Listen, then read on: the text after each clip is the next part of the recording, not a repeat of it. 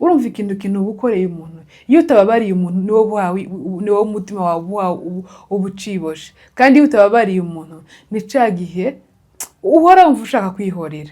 Wumva ushaka kwihorera, wumva ushaka kugira gute, nawe ubwawe rega ntago ubuhoka. Nta nubwo rega wanatera imbere. Ni ca gihe ushobora no kwitera n'ama stress muri wewe. Muraho neza, mumeze mute? Tumeze neza, twebwe turashima Imana. Ndizera ko mumeze neza aho muherereye mwese, aho bwije, mwiriwe, aho bukeye mwaramutse. Nizere ko mwese Nyagasani akomeje kubarinda, akomeje kubazigama. Aho bitameze neza, pore mwihangane, nta bihe bidashira. Hari Imana ihindura ibihe, hari Imana yongera gutanga amahoro ku bayabuze. Abumva ubuzima buri hasi, hari ibyiringiro ko ejo buzazamuka, pfa kuba ukiriho gihumeka umwuka w'abazima. Ndabaramukije, ndabashuhuje, ni Mama Ariel ubaramutsa kuri TV yanyu, Mama Ariel TV. Kubashasha amazina ni Mutimukeye Betty, ndabakiriye cyane kuri no channel.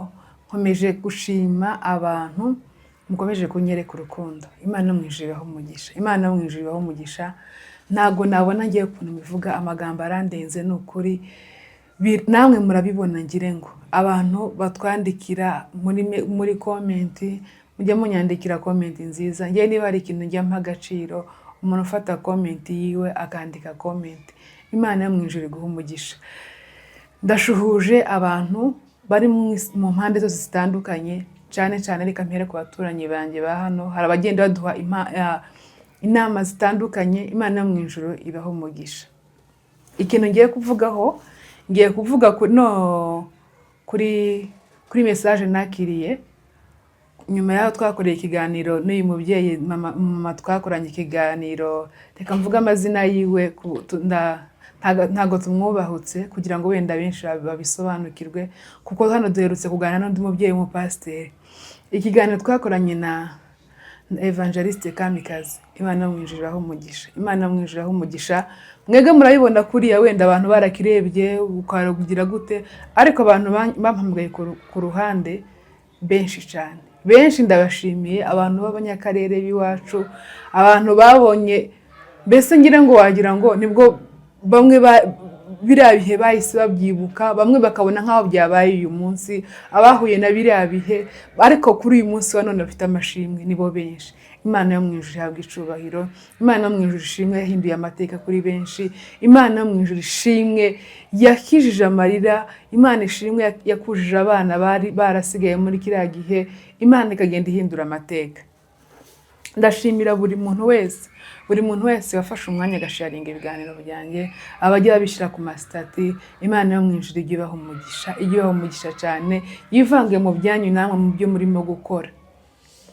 Uyu munsi none ndashaka ngo mbaganirize ku kintu, turashaka guha inama umuntu umwe. Navuga ko umutima wiwe wenda ukiremerewe, iwe ni ikintu kimaze imyaka myinshi, ariko ibo bananiwe kwiyakira. Niba nabyita ngo ananiwe kwiyakira, yariyakiriye ariko muri we umva akiboshe. Uwo muntu byamugendekeye gute se rero? Uwo muntu ukuntu byamugendekeye nawe murambabarira, mujye mwihangana. Ngiye content yanjye no kwibanda muri bani mu bihe twanyuzemo, ariko twarabinyuranyemo n'Imana. Kandi nzi ko abantu benshi bafite ibyo bavuga, bafite ibyo bashima. Utabura icyo uvuga nawe niyo bugushira hano imbere, nuko gusa wenda ubu utaragerwaho cyangwa se wenda ngo duhure. Hari benshi nzi bafite ubu buhamya. Umuntu yarambwiye ati nabo ni ukuvuga ngo nabo biriya bihe dukomeza kuvuga byabagezeho ingaruka, bimare kubagiraho ingaruka. Hari n'ibiganiro nakoranye na mugenzi wanjye tugenda tuvuga challenge nyine abana bagenda bahura nazo, agahinda bagenda bajyasubira amaso inyuma bakibuka ibyababayeho n'ibyo. Noneho uwo muntu nawo ahantu yabihereye yavuze nyine ura mubyeyi nyine muri ikiganiro cya mbere, ukuntu yavuze babayeho, ukuntu bapfaga ari batoya, harimo abatoya bari babyaye rimwe.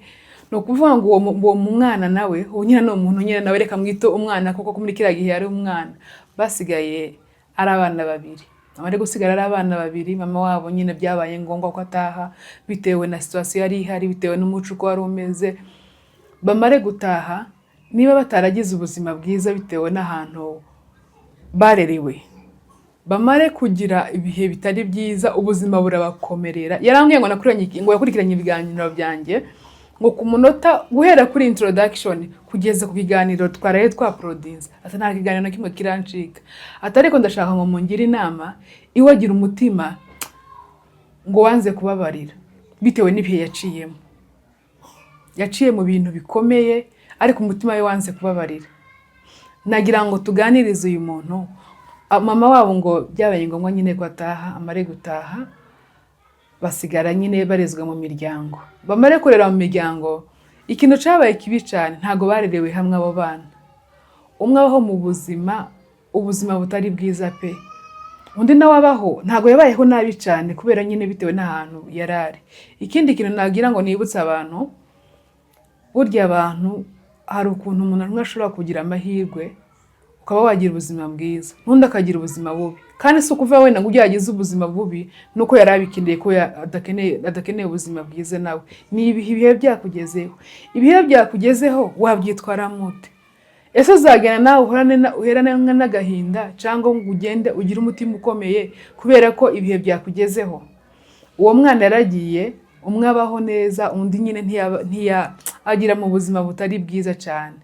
Arangiza aragenda. Urumva nyine abantu twese Imana yaturemye gutandukanye, siko tugira imitima y'impuhwe kimwe, siko tugira imitima wenda yakira ikintu kimwe. Niba navuga ngo wenda abantu niba ari burya umuntu kumva uruhande rw'umuntu rumwe ntago ari byiza. Iwa abreminga abantu bamureze ko bamureze nabi. Aragenda abaho nabi pe bitewe n'ukuntu yambwiye. Mare kubaho nabi, iwe akajya avuga ko wenda atahabwaga nk'ibyari bikwiye. Imana iza kumugirira neza, Imana imuhindurira amateka. Imara kumuhindurira amateka, biba ngombwa ko ari uhindura amateka y'aba bantu bamureze. Ariko arambwiye ati mu by'ukuri, niyo mbonye umuntu waho wenda mvugishije cyangwa se akabona wenda ari nk'umufasha musabye, ati ya image iti ingarukamo y'abantu bangiriye batamfashe neza wenda. Mu by'ukuri uyu muntu ni nkaho ngiye kunabonye ibintu byiwe, ni nkaho afitemo revenge. Niba umuntu abashije kugira icyo wenda yamusaba cyangwa bikaba ngombwa nk'ikintu yakora, kubera iki agarura iriya image mbi yamubayeho? Kubera iki abigarura? Ibi bintu birakwiye mwa bantu mwe. Ndagira ngo nkubwire ngo nta muntu hano ku isi wenda tuvuge waje ku isi, nta muntu wenda tuvuge wenda kuba waragize amahirwe ukaza ku isi, ntugire wenda amahirwe yo kuba warabonye ibyo ukeneye kose. Ntibikabe ikintu cagutera wenda umutima mubi ngo ugire. Uvuga ko ari ibihe byakugezeho kandi ibyo bihe ubyishimiremo. Ndagira ngo nkubwire ntuzongere kumva wenda ubreminga umuntu, umva umutima wawe utabohotse, umva umutima wawe udatuje, umva umutima wawe hari ikintu ugira. Ikintu cya mbere uzabanza ushima Imana kuri igihumeka umwuka w'abazima. Hari benshi wenda batakiriho mwanganaga. Ikindi cya kabiri, wibuka ko hari iby'Imana yagukoreye, utari kwishoboza, utari ufitemo imbaraga zawe, utari kugira gute. Ibyo bintu byo kuvuga ngo wenda utekereze uhora wumva ufite agahinda yuko bataguhaye ibi ngibi, wumva ufite agahinda ko hari ibyo wenda bakurenganijeho, wumva ufite agahinda ko wenda bakabaye warageze kuri ibi ngibi. Wenda niyo byo kugira ababyeyi ntibari kuba barabigezeho. Mwari muzi ko hari igihe kimwe tuzatunyura mu bintu bibi ari inzira zo kugira ngo tugere ku byiza. Ukanyura mu bihe bikubabaje ariko ari inzira y'Imana kugira ngo uzagere kuri cya kintu cyiza.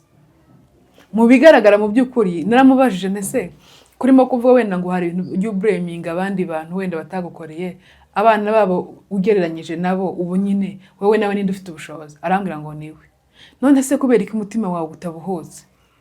Kubera iki umutima wawe kubera iki umutima wawe uhora wumva hari ikintu ushinja abandi bantu? Tuvuge ko Imana yagukunze kurusha abana babo ahubwo. Tumva se ahubwo Imana ko yaguhaye umutima ukomeye cyangwa yaguhaye no kugira ngo uzabashe kubaho neza, ubashe kwitwara neza.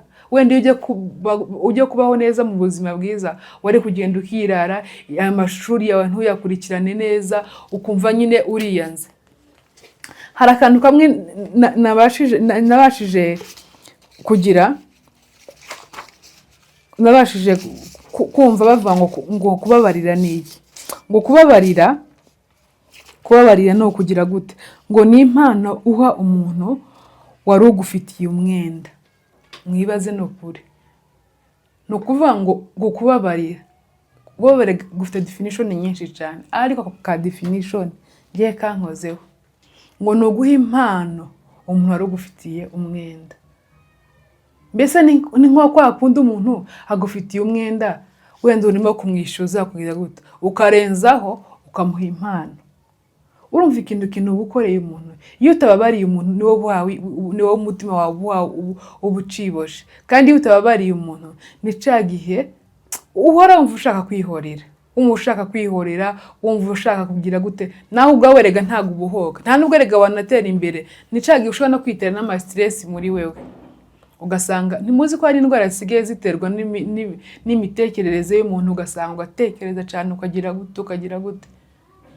Rero muvandimwe, Imana yakugiriye neza, iguhindurira amateka bitari bikwiye. Genda wewe, ikintu nakubwira, uzagenda uganirize bariya abantu. Niyo mva umutima wawe utabohotse, ubabwire ati mumbabarire, mu by'ukuri hari ibintu nari nkibashinje, kubera ko wenda byagenze gutya na gutya, ubabwira ABCD, niyo barakurenganyije koko. None ngewe nkeneye kubohoka umutima wanjye, mwambabarira nanjye nkumva nduhutse. Iwe utekereza umuntu wambwiye ngo niyo yagenda ngire ngo ari ninjoro ngo bikaba ngombwa ko abuze icumbi ntiyararaye, kandi abantu bamoreze. Ibyo bintu ntabwo ari byiza. Revenge ntabwo ari nziza kwihorera. None se niwihorera ejo bundi ukaba wagira gutyo bikaba ngombwa ko wenda abana bawe nawe borerwa n'abandi bantu, umva byagenda gute? Umutima wawe waba utarimo kwihemukira abana bawe. Hari abantu benshi muri iki gihe, hano kuvuga na usifugo wenda usiyarezwe n'ababyeyi, nk'abantu wenda bagiye babaho mu mafamiye bacumbitse, niba bafite ababyeyi yakwibuka ikintu wenda cyamubayeho ibiki n'ibiki, ugasanga bimugizeho ingaruka, wenda no kuvuga wenda n'abandi bantu wenda yararimo afasha, agahora yibuka bya bihe byamubayeho. Ntabwo ari byiza pe.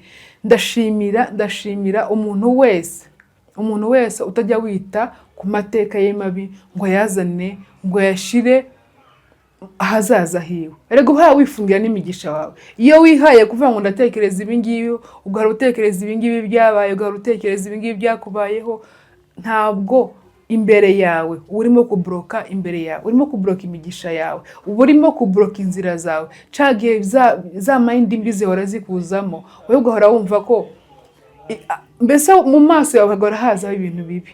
Ntabwo ari byiza, ni ukuri ntabwo ari byiza. Rero mureke tugerageze twirinde gushira ibintu bibi mu mitwe yacu. Twirinde guhora wibuka abihawe hashize ngo ariho ushira imbere yawe, ngo hashire mu ntuza yawe mu gihe cyawe urimo. Ntabwo ibyo bintu aba ari byo. Wa muntu wewe utabohotse umutima wawe, wewe wumva uhora blaming abantu wenda ngo hari icyo batagukoreye, nta wagushize hano ku isi ngo ahita avuga ngo nzagukorera ibi ngibi. Oya, ni umugisha ukomeye kuba warabayeho, kuba ugihumeka byonyine, kuba unafite n'izo mbaraga. Jya ubishimira Imana. Wenda impamvu byagenze gutyo byari kuzagira wenda ngo uzakomeze abandi babaca mu bihe bikomeye. Ntabwo ari byiza guhora uvuga ibibi gusa ngo bikini. Rega nta bantu murabona bafite ababyeyi nta kintu na kimwe babakoreye, ariko bizabuza umubyeyi we kumwita umubyeyi. Ntabwo ari byo. Uzagenda uzabohoke, uganiriza abo babyeyi bawe bakureze, niba batanariho n'abana babo, kandi umutima wawe ugende wumva utuje, umutima wawe wumva uruhutse, umutima wawe wumve mbese nta kintu na kimwe ushinja abandi bantu. Ikindi kintu nagira ngo mvugeho, undi muntu nyine yambwiye, ni ababyeyi bahora tuvuga ni umubyeyi urera abana ari umwe, agahora yereka abana bibe famiye zabo, akabereka ko atari beza, akabereka ko batabitayeho, akabereka ko ibiki n'ibiki ari bo bonyine, akabereka ko wa mubyeyi we, niba urera abana uzirinde kwereka abana bawe umuryango wawe ko ari mubi, cyangwa se umuryango wawe ko nta kintu batagukoreye, cyangwa umuryango wawe ko nta kintu batakwitayeho. Uzirinde kwereka abana bawe ikintu kibi uzakundisha abana umuryango wawe, haba n'iyo umuryango utagira ikintu gukorera, uzirinde kwereka abana bawe umuryango wawe ngo ube wababwira ngo hanga maye we ngo natwe se ngo ibiki, ngo natwe se byagenze gutya na gutya, namwe basobanyu bagenze gutya, abavandimwe banyu bimeze gutya na gutya. Umubyeyi wigisha abana biba akabereka ko imiryango, ikabereka ko imiryango ukereka abana bawe ngo harango twagiranye, ngo barango byigeze kugenda gutya, ngo kwa sogokuru ngo byagenze gutya, ngo ntago twatumenyane. Ntukereka abana umuryango wawe ko atari mwiza, cyangwa se umuryango abana bawe barimo atari mwiza. Ibi bintu ni ibintu bifasha abantu cyane. Iyo buri gihe ublaming umuryango, ugahora ublaming umuryango, birakugora mu buzima, birakugora mu mibereho yawe. Mureke twige kuba muri societe, duhereye hano hehe mu mago yacu, duhereye mu miryango yacu ya bugufi. Iyo umuryango wawe wa bugufi utawubaniye neza, nukuri biragoye n'undi muryango wa rubanda kugira ngo uwubanire neza. Wewe mwanya utarabaniye neza, ntago mujya mwumva bamugana yaducira ngo ijya guri hajya ngo ijya kurisha ingwihera ku rugo. Rero mugerageze n'ukuri, ndabwira ababyeyi, hari ababyeyi barimo kunyura mu bihe bikomeye, ababyeyi barimo kurera abana ari batoya, ababyeyi barimo kubura abantu ari benshi, barahandi hano benshi duturanye. Mwumvishije ubuhamya bw'uriya mubyeyi ukuntu babayeho, mwumvishije ukuntu bari barishize mu mashirahamwe, kandi bari mu bihe bikomeye kiriya gihe, bari muri village, bari hehe bafite abana batoya. Mwumvishije changamoto yagiye avuga nazo, yagiye ahura nazo ubwo yazaga mu mujyi, ariko Imana ikabana nawe. Imana yo mu ijuru izakomeza n'ukuri izabakomeze, kandi muzagira urukundo, muzagere kure, muzirinde guheranwa n'agahinda, uzirinde gutegera ku bandi bantu wa mubyeyi we. Cyane yewe nababwiye, sinzi nabiciyemo nababwiyeho ku buhamya gatoya bwa mama nyine uburyo yatureze mu minsi twabanyeyo mikeya. Yatweretse urukundo, ikindi kintu yaradukoreye Mana yanjye, avuga naho ari mu ijuru. Imana yo mu ijuru ikintu izakimuhembera pe. Yakoze imirimo, ntabwo yari yarize wenda ngo yari afite diplome, ngo yagiye muri biro wenda uvuye wenda ngo yakoraga hanga, yakoreshaga imbaraga ziwe. Wa mubyeyi yabahaye ubuhamye, yababwiye ahantu yagiye akora hatandukanye, ariko ubu nyine ari proud y'umuryango wiwe. Ubu nyine ari proud, abana biwe baramwirata, abana biwe n'undi wese umubonye akibuka ya mateka yaduciriyemo y'umuryango we yaciyemo, yumva afite imbaraga. Nawe rero ibihe urimo gucamo byose ukomere, ugira umutima ukomeye, wirinde kwereka abana agahinda, wirinde abana kubereka ko hari abandi bantu wenda babitayeho kurusha wowe.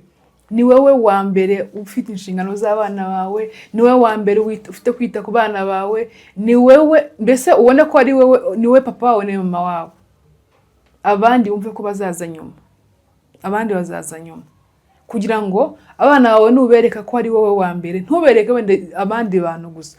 Umwana w'umuntu ni umuntu, ashobora guhemukira, ashobora gusezeranya umuntu isezerano ntirisohore. Ariko iyo wowe mubyeyi ufitanye abana bawe ukabereka ko ari wowe byose, ukabakorera hasi no hejuru, birashoboka. Natwe tuba tuvuga aya mateka, ni ubuhamya butari bworoshe, kandi Imana yavuga ngo Imana igifasha uwifashije, igisanga umuntu hahandi wari uri hatoya, igahera ko ikuzamura. Ni ukuri njya nibuka njye mu tuzi yagiye akora twinshi dutandukanye. Ubu nyine ntavuga ngo ndamublaming, mvuga ngo iki ngo hari ikintu twamuburanye, nta kintu twikiza tumuburana mu buzima bwacu. Muri bike twari dufite yarabitugaragarije. Nawe wa mubyeyi urimo kunyura muri bino bintu, nawe wumva ko abana urabareba ukabona wenda gukura biragoye, birashoboka, ariko hamwe n'Imana bizakunda.